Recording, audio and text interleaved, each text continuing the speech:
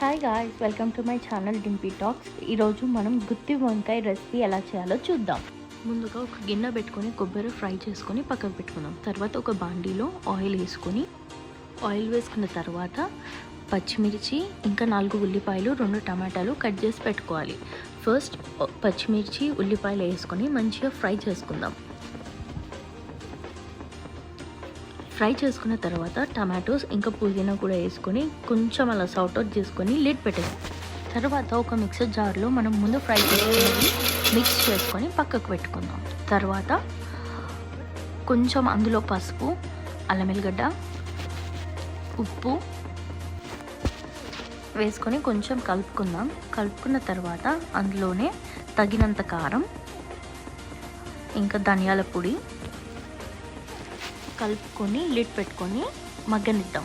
తర్వాత ఒక గిన్నెలో వాటర్ తీసుకొని అందులో ఉప్పు వేసుకొని వంకాయలని కట్ చేసి పెట్టుకుందాం. వంకాయలలో పుచ్చులు ఏమన్నా ఉంటాయో చూసుకొని చెక్ చేసుకొని వేసుకోవాలి.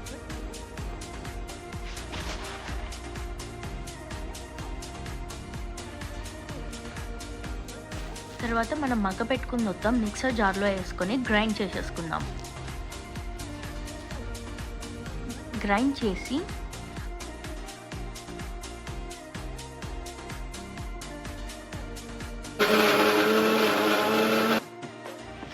అందులో అదే పెనంలో ఆయిల్ వేసుకొని మనం కట్ చేసుకున్న వంకాయలను అందులో వేసుకోవాలి. వేసుకున్నాక మంచిగా ఫ్రై చేసుకోవాలి. ఫ్రై చేసుకున్న తర్వాత మూత పెట్టి వంకాయలను మగ్గించుకోవాలి.